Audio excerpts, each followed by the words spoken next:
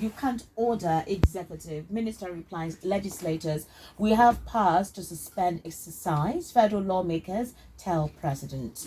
Petrol price hits 143 naira 8 kobo. Stakeholders push for total deregulation. That story is on page 22 of the Punch newspaper. So let's briefly talk about that. Yesterday we saw that in the evening, and I thought that the PPPRA had already moved its hands from fixing the retail price of petrol. I mean, the last month have been full of talk of total deregulation of the industry, and of course, because crude prices have been falling, petrol prices were reducing, and the PPRA, and the NMPC all come to say that we have found our fate with oil. Subsidy had gone automatically by itself. And petrol price have to be a function of demand and supply. The marketers were supposed to be left with the demand. I was surprised that PPR yesterday released a template for July, they called it, and the fuel prices went higher, over 2 naira 30 combo on top of existing prices. Yes. And Nigerians are not happy about it, especially because, again, Esther, when they increase fuel prices, the retailers at the petrol station will tell you that we have old stock. It's 3 days before they will reduce the price. That's but true. Yesterday, the pump prices immediately went up. Someone sent me a message yesterday after talking with all our politics, when we discussed it, that already it was buying for 143 at the petrol station in Kenya. Why is that so? As why do we do this to ourselves? I remember when the fuel price was reduced, they found it difficult to actually sell to customers. Almost a week. They kept saying old stock. They kept on saying there was old stock, and then now all of a sudden, as at just yesterday, it was announced, and already they were selling at that price. They are just prompting me. It is unfortunate. But the PPRA had to explain to Nigerians its involvement in still fixing the retail price in a deregulated sector. We would like to know, and indeed the parameters for going 2 naira 30 kobo up. We would like to really explain. They just said that marketers are advised to sell at these prices. They did not give full explanation as to why this is the price. Was it something that was resolved at OPEC? Was it something they said? No, they'll say immediately that fuel prices are picking. Maybe that's why.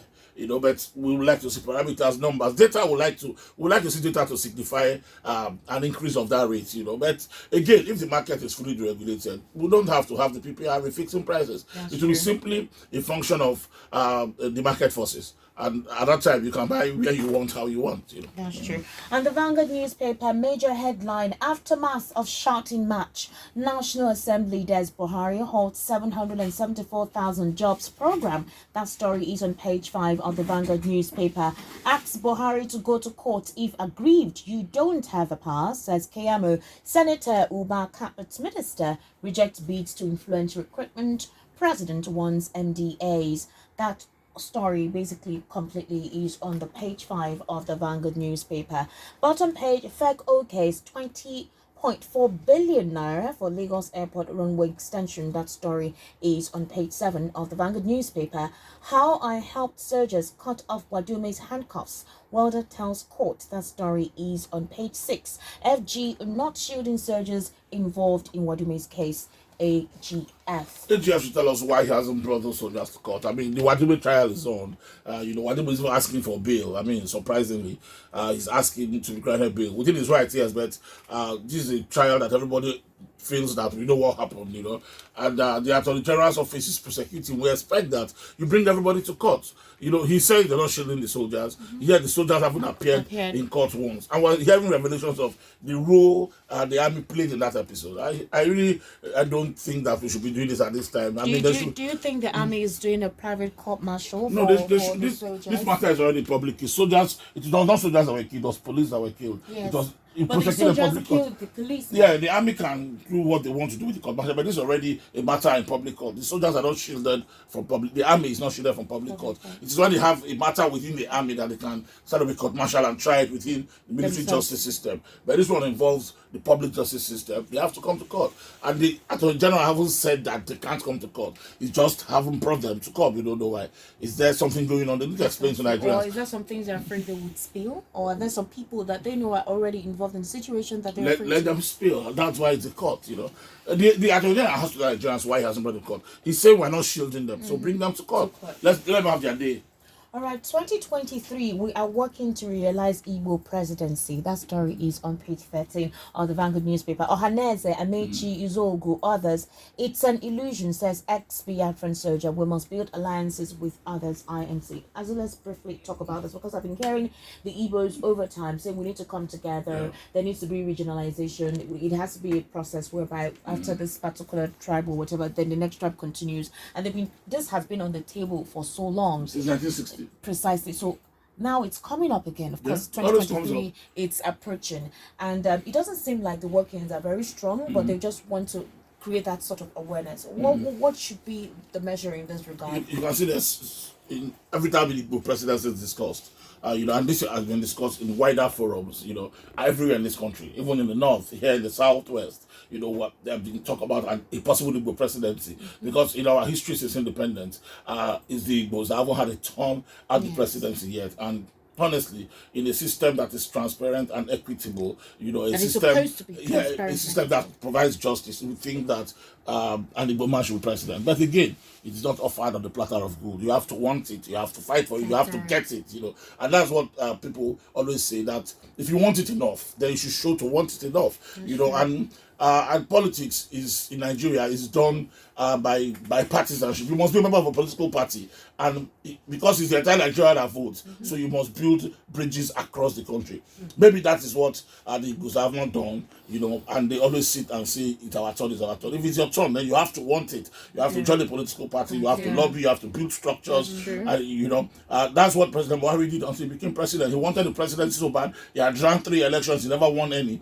But when he came and brought his hand and shook Bola Tinubu's hand across the West, he got the numbers he wanted to win the presidency, and he's having a second shot at it. So that's what they're saying. But you can see there's still element of disbelief. There's an ex-Biafran general who is calling it an illusion, saying it cannot happen. But indeed, it's not impossible. But the Igbos need to build a structure that can help them win the presidency in 2023 or whatever they can win it. In the APC today, the political party that is in power, I think the Southeasterners deserve a chance. And the argument in the APC is that if power moves from the north, where should it go? There are people in the APC, people like Governor Rochas Okorocha, who is saying that it should come to the east. Because the East hasn't tested power before, should come to the East. His argument is that the Southeast has also played a prominent role in sustaining the APC. But again, the question will be asked: who in the Southeast do you think can win a general presidential election in this country? I think that should be the question for the Igbos. Join a political party that can drive our machinery and find a candidate that can drive it. If they do, I'm sure that they will have a chance at it. Okay. On the Nation newspaper, major headline: row grows over plan to hire 774,000 for public works. Buhari should suspend the program or go to court, says Senate. Bottom page: COVID-19 cases, death highest in June. Can Sultan declare 3-day fasting? Above the masthead, Abuja, Lagos airports to reopen July 8th. That story is on page 8 of the Nation newspaper. And so let's briefly talk about the COVID-19 situation. Of course, I'm sure we've been talking about it almost every day. But this time around, this month has been recorded as, the month that recorded the highest number of COVID-19 cases. And of course, it seems that there will still be a rise. And domestic activities are becoming full-fledged in operation. And so right now, it's the new norm that people have to adapt with. What should be done from here? The COVID-19 is still here, still around. The WHO is warning. In fact, the President Trump said to go by itself, because it appears to have lost belief that we can end this. So he's saying that the way it came to go, everyone is just giving in. That's the word, And in Nigeria, it's not different. The government have said, while we want to save lives, we also want to preserve livelihoods. So everything is opening again. They've given dates for the airports to reopen. Lagos and Abuja, July 8th. 3 others were a week later, and then 3 days later, the rest can open. International flights will depend on when countries abroad also begin to open their airports. Once that starts, I'm sure we'll open our airports too, and life becomes normal. People can now go abroad and bring more coronavirus. Or the new one they say is in China. I mean, there's a new virus that they've seen in China. This one lives in pigs. The swine. The workers were infected. A couple of them were infected. It's not even the known swine flu. They say this one is a new strain, and it also has the capacity to transfer from animal to human, and then human to human. Another virus in the animal kingdom. So I mean, we need to really watch China. Where is Tuli from China? Why that country? What's the problem? Last week, China had the festival, the eating of dog festival. If you see the amount of dogs they killed in China, to chop, you pity dogs. They eat a lot of quiet animals in China, and that has been the source of most of these viral diseases from the animal kingdom imported into the human kingdom, and effects from human to human. That's why we have all of these pandemics and epidemics, And they move around a lot. They do. All right, the Guardian newspaper, major headline, public water system fails as government spends billions. FCT, Kano, Kogi, Kebbi, or your others hit by shortage. Lagos needs 540 million gallons, produces 210 million. Only 10,000 Enugu residents access potable water. No water supply in Abia since 2007. And of course, that's good work by the Guardian to measure water in this country. I have never seen public water supply before. People have had to adjust to, if you're building a house, make sure that you have make your own access to water. You have to dig your borehole. You can't rely on put your tanks up there. This is I beg that for you. To wait for public water, it will not come up. You will not come. Like power. All right, so let's go back to our main talking point for today. FG, National Assembly, flex muscles. Federal lawmakers dare Buhari. You can only probe, you can't order executive. Minister replies legislators. Now, this situation has come. This problem arose from the 774,000 provision for employment, and then there's a row about it. Why should there be a row? Shouldn't it be a plausible improvement that the people have been crying since? Provide jobs for us. It's now available, and then there's a conflict about it. And it's the federal government, one federal government. You think they should be working together, right? Yes, precisely. But they don't like to work together. They shout at each other instead. Mr. Festus Keyamo is the one. I don't want to say it's the one that started this row, because we are supporters who are saying this to this ground. They wanted to be intimidated by the same old way. The National Assembly calls the minister, and they do it a lot.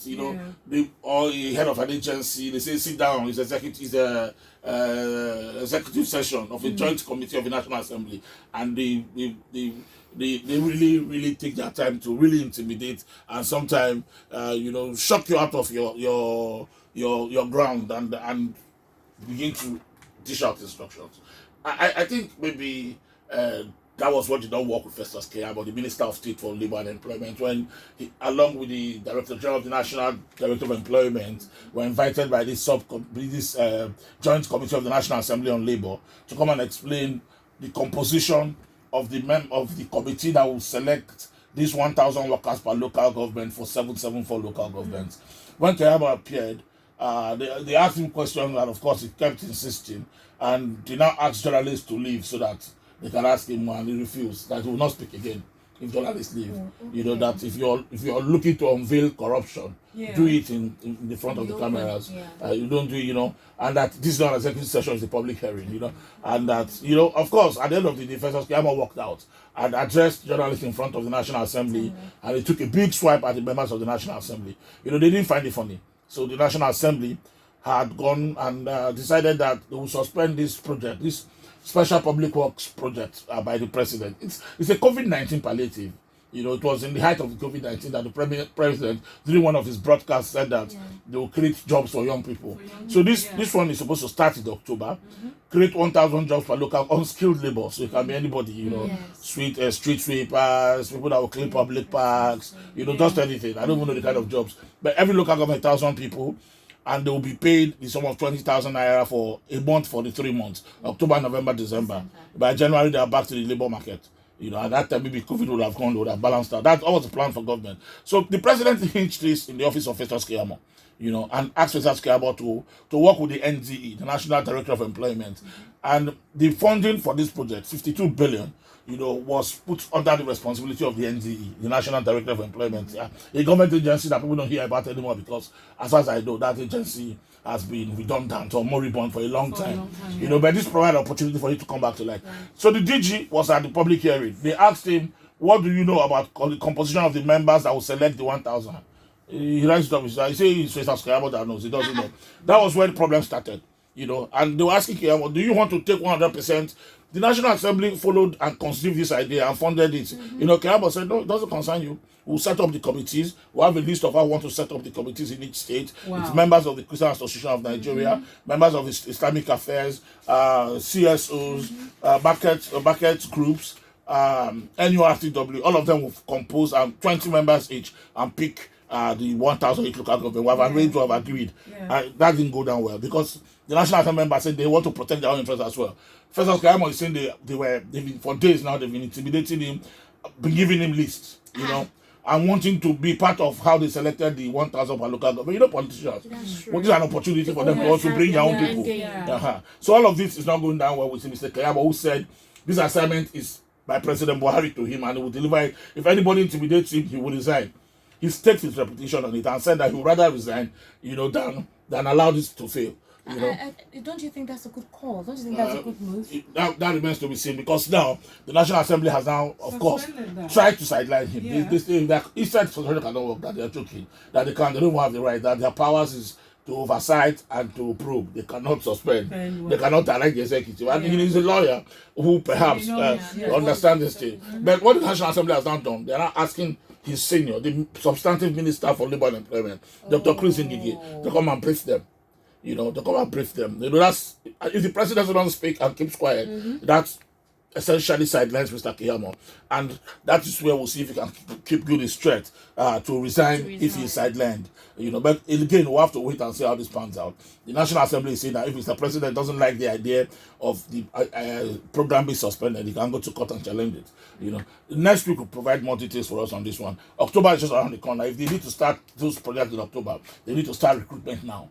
You know, so we'll see if that pans out. But I like to see rivalry between the executive and the National Assembly. It provides us with information that we never knew. Not at the expense of people who are actually looking forward to this opportunity. They will resolve it. Yesterday, Ifan Yuba is a member of the media committee in the Senate. Senator Ifan Yuba, he called Professor Keyamo an executive rascal. He said Keyamo's behavior at that committee was executive rascality. You know, so it begins. Don't worry, Professor Keyamo might probably reply today.